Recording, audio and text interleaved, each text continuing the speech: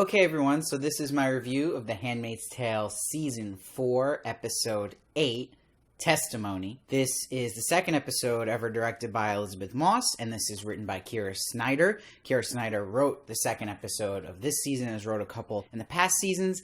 Her episodes that she writes, I've never been a huge fan of. If I look at my own IMDb scores, they're some of the lower ones for the show that I usually put, so I always proceed with caution when I review an episode written by her. So we open here with June, and she's clipping her hair. She's got her new haircut.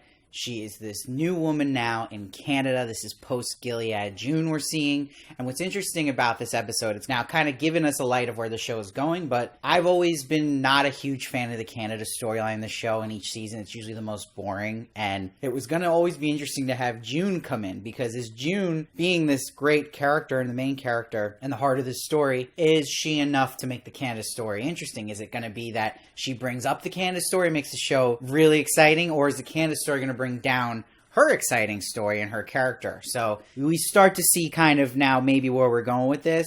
So like last week, how I was saying, it felt like a support group with the woman here in the home of June. Now we're seeing them actually in a real support group and meeting in this library, and it will be a big setting for this episode. But right away, what it's setting up at the beginning is this conflict between Moira and June, and how they're both leaders, right? And Moira's been a leader in June's absence for these women, but now that June's in, this is a polarizing character and a polarizing person who is strong-headed, is a leader by nature, and they're going to butt heads here because they see two different ways of handling this PTSD these women have suffered from Gilead. And that's really set up with the line June says to Moira here, feelings, forgiveness, yeah, why aren't they more angry? So this episode's posing the question about how we deal with trauma, and that is the best way, this healing process and letting anger come in and out, or is there a better way to do it, like June is proposing, where you're facing everything and you're not letting the anger go away, you're actually using it to recover? So it actually really brings up a lot of good points here. And Emily's place in this episode is to be someone who's like on the fence between Moira and June and which way she's going to go, and they're kind of both kind of trying to tug at her to go their way and how she should handle this Aunt Irene appearing now. And June is just saying to Emily, I'm telling you, you should face her. I promise you will feel better. And if this is where Luke and Moira, you could see, don't really agree with June here when she's saying this to Emily. But what we're also seeing develop in this episode is this conflict between Luke and June, right? Where June's built a wall here with Luke, and Luke is frustrated because he knows there's stuff she's not telling him. He wants to go to the hearing, and she's like, I'd rather you stay home. I don't want you to hear this stuff. It will hurt you. But Luke feels really conflicted, and what's important is Moira's line to Luke, where she says, you need to be patient. You don't know what she's been through. And Luke says, maybe that's the problem. So that's setting up now why Luke decides to go to this hearing. Obviously to show support for his wife, but again, he believes he should hear this stuff and not have it just this hidden secret. And that gets payoff this episode because it's June finally opening up to Luke when she's ready, but feels it actually is the right path by the end, which we'll get to with her finally deciding to tell Luke about what's really going on with Hannah.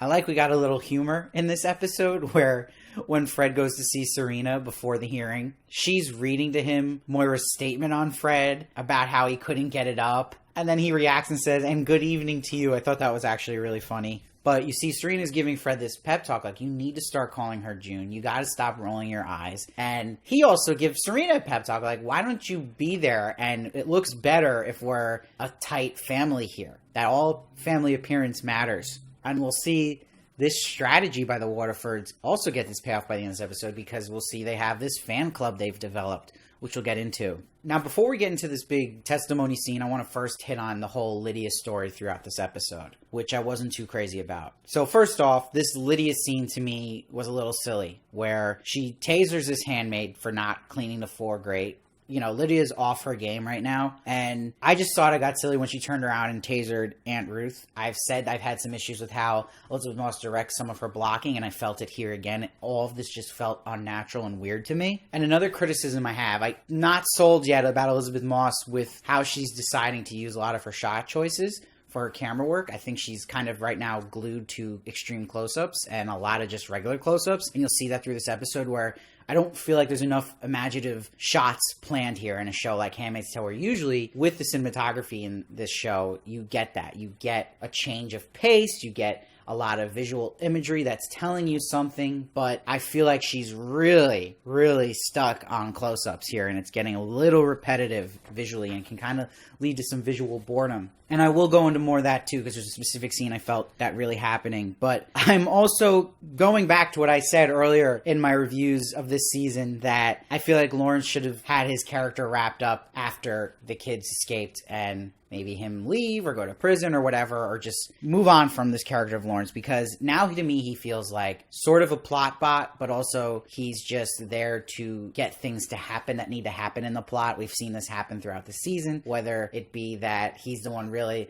why the airstrike happened, and now he's the reason Lydia will find out about Janine. He's also the reason Lydia was reinstated. He just kind of is serving the script, and the character's not really coming out through the script. It's the opposite way, which is never really good. And I really didn't like this scene with Lawrence and Lydia, because I'm just sitting there thinking, what is this guy's deal? What is really his motivation right now? Because he's saying things like, I don't want to terminate you, I want you back informed to Lydia. And he's telling her it's counterproductive to inflict pain on your students. It's like these little things he's doing now to make Gilead a better place, but he's kind of just chilling, and it just doesn't feel like the guy who was broken, who lost his wife, and then finally really redeemed himself by helping June get those kids out. It's like he's just kind of now the guy again who's in limbo, and it's like he's not doing much, he's doing a little bit, but what is his end game here, and why is he doing this? And I just don't really think it's necessary for him to be in this story. Again, I feel like they're just using him to get necessary plot points across, and like here in this scene to inform Lydia about Janine.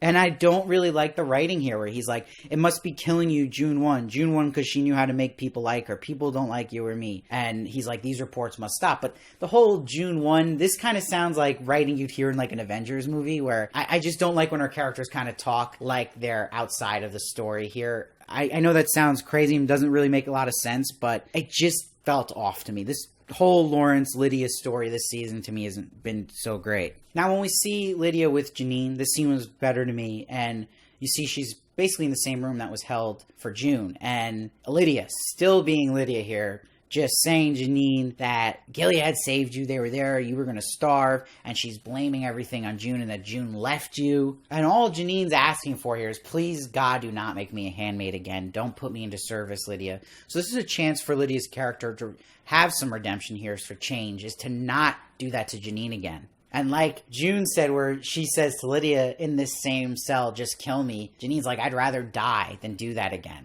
And I just feel with Lydia, her growth is moving at a snail's pace, where she's still just talking to Janine the same way. Like, so manipulative, just negative about June, and no sympathy. And to me, it's just not really going anywhere quick enough with Lydia. I guess, is it really ever going to change for Lydia? We'll see, but I think it's taking too slow to get there.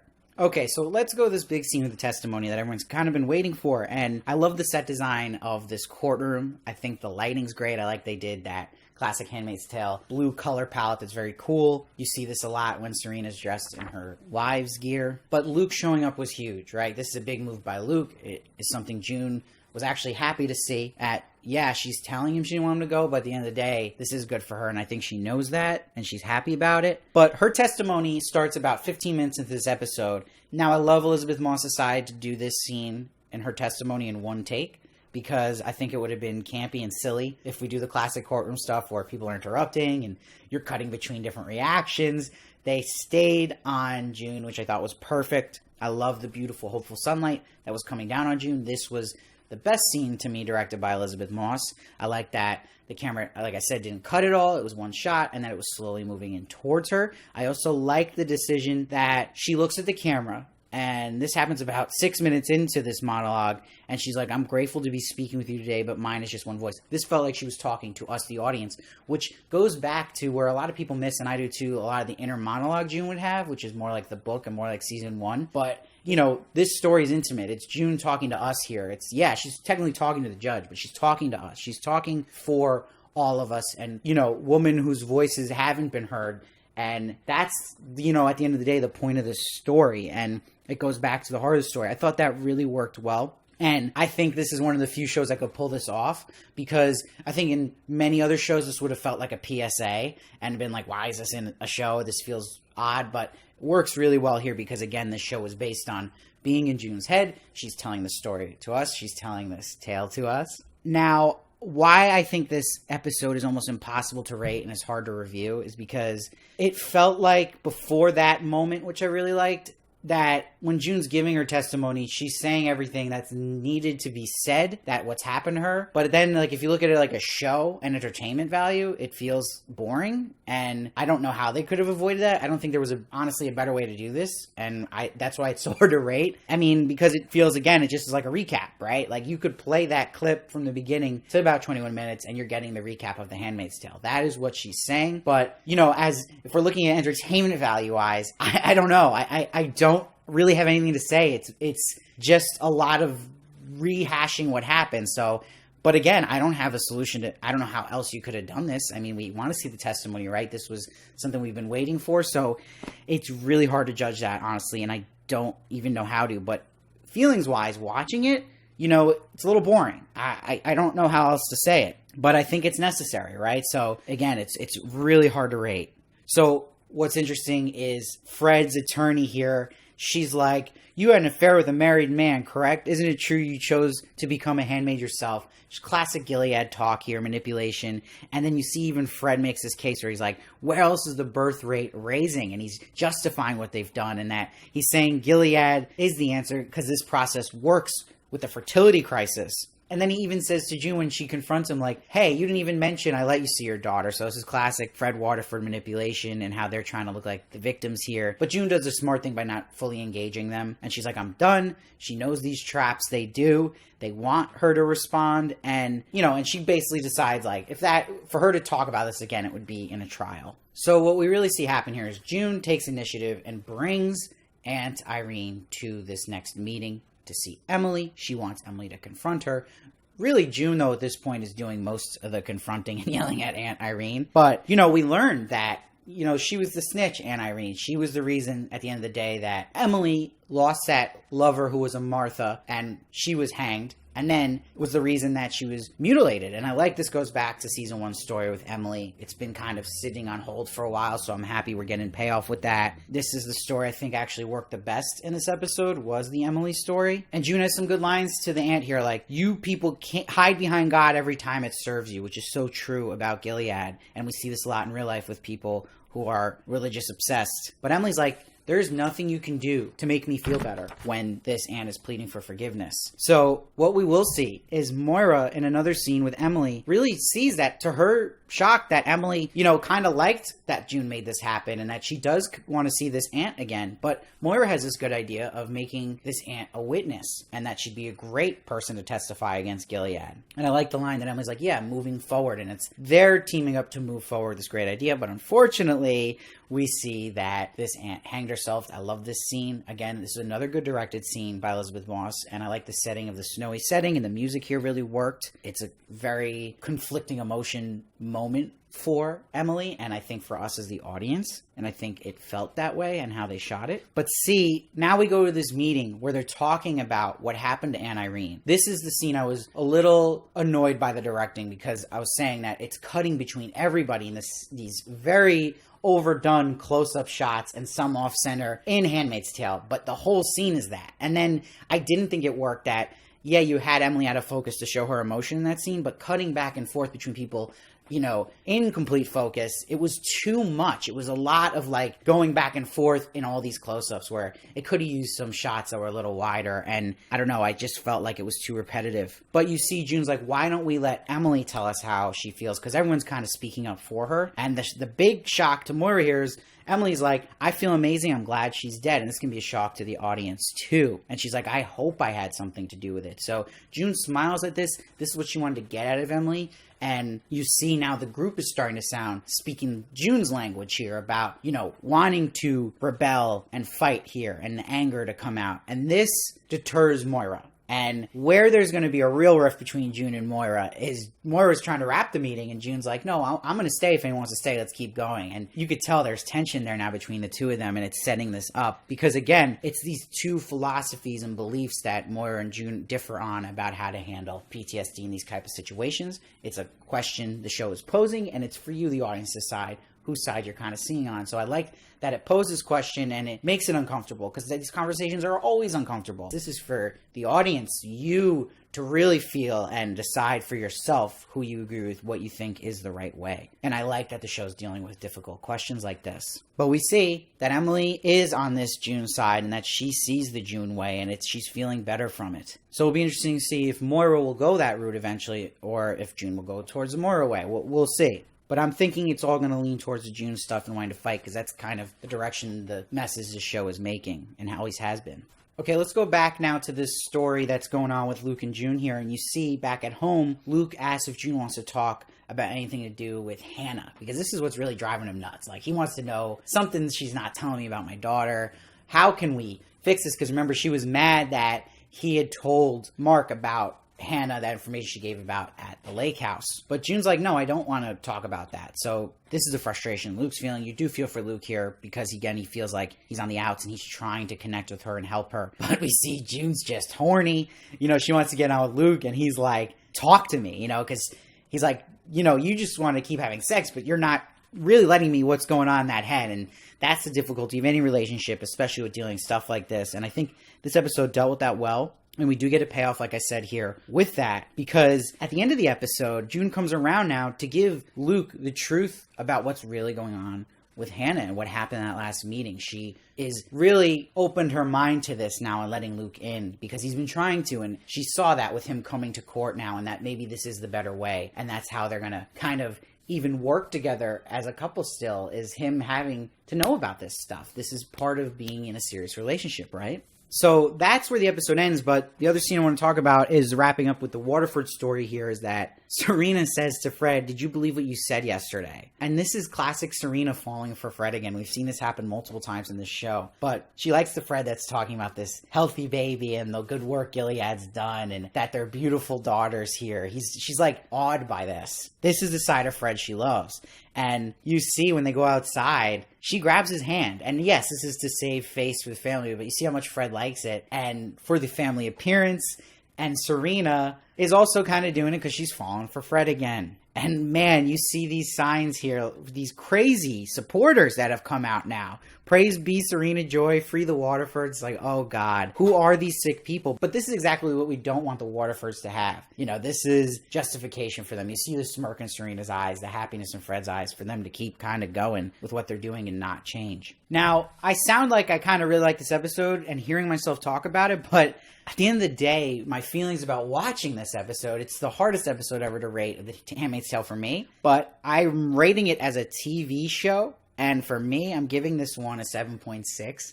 I know, shocker, it's my least favorite of this season, and I think maybe it goes to my worries about this is a story now that feels like an epilogue, but I don't want to stay in an epilogue, right? Like, I do hope in these next 2 episodes they wrap up the June story, because I think that's the only way they've set up now. I don't know if I want to see the Handmaids against the Waterfords for a full season, and the Handmaids debating how they should handle PTSD for a full season. It's a different show. I don't know if it's that entertaining of a show, because what I felt here, it wasn't. I felt like some of these scenes really worked, and again, I said necessary, but I don't think it's the most riveting stuff, and I don't think that it's the type of stuff that will make this show keep people engaged, right? I think that it's something that if they're going to do this, it will work better if they wrap it this season. And like I said, go into a time jump, go into Testament stuff for the next season. I don't know how interesting if we're just staying in Canada the whole time and having some different courtroom scenes happen, if it will really work. So again, it's difficult to rate because